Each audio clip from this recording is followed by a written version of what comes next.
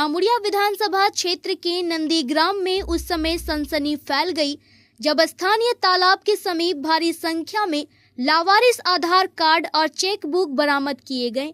क्षेत्र के लोगों ने जब इन दस्तावेजों को बिखरा हुआ देखा तो तुरंत इसकी सूचना पुलिस को दी।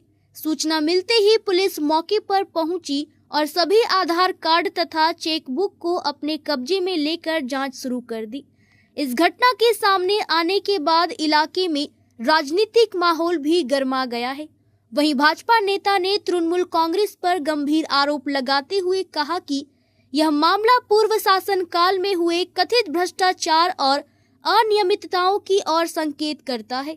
उन्होंने आशंका जताई कि इन दस्तावेजों का उपयोग चुनावी प्रक्रिया अथवा सरकारी योजनाओं में गड़बड़ी करने के लिए किया जा रहा था। भाजपा ने पूरे मामले की निष्पक्ष एवं उच्च स्तरीय जांच की मांग की है ताकि इस घटना के पीछे शामिल लोगों की पहचान कर सच्चाई सामने लाई जा सके। देखुन এই যে ১ নম্বর ওয়ার্ডে নন্ডি গ্রামে প্রাক্তন কাউন্সিলরের বাড়ির পেছনে যে এত আধার কার্ড পাওয়া যাচ্ছে সেটাই কিন্তু প্রমাণিত করছে যে তৃণমূলের আমলে কি দুর্নীতি কি উন্নয়ন এই রূপের যে উন্নয়ন ওরা যাকে উন্নয়ন বলছিল সেটা হয়েছে। তারই প্রমাণ হচ্ছে এত ভুয়ো আধার কার্ড, ভোটার কার্ড আর অন্যান্য জিনিস পাওয়া যাচ্ছে। আগেই আমি এই কথাটা ইন্টারভিউতে একবার বলেছিলাম যে এখন গোটা দেশের জন্য পশ্চিমবঙ্গের সরকার যে ছিল সেইটা এখন খতরা হয়ে দাঁড়িয়েছে।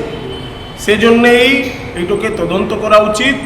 আর আমার মনে হচ্ছে যে রেশন দুর্নীতি বা কোনো অনুপ্রবেশকারী সেটাও লিঙ্ক এখানে কিছু না কিছু একটি আছে, সেটা তদন্ত করা উচিত। তদন্ত করেই এটা জানা যাবে যে আসল বিষয়টা কী। ধন্যবাদ।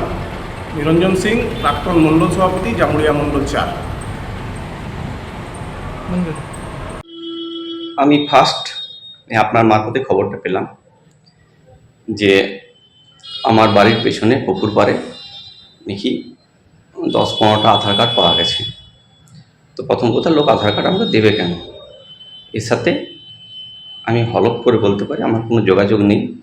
আমি এরকম কাজ কোনো দিন আজ পর্যন্ত করেছি বলে কেউ মনে করে না বা আমিও মনে করি না। পুলিশ তদন্ত করলে আসল সত্যটা জানা যাবে। আর যেখানে পাওয়া গেছে সেটা আমার বাউন্ডারি, তারপর আর একটা বাউন্ডারি আছে, তারপর পাওয়া গেছে। আর ওইদিকে আমাদের যাতায়াতও নেই, আমরা ফ্রন্ট রাস্তায় যাতায়াত করি, ওইটা পেছন দিকটা। তাই আবার বলছি, এর সাথে আমার কোনোরূপ যোগাযোগ নেই। পুলিশ তদন্ত করে ঠিক আসল সত্যটা বেরিয়ে আসবে। जामुड़िया से सत्यनारायण सिंह की रिपोर्ट।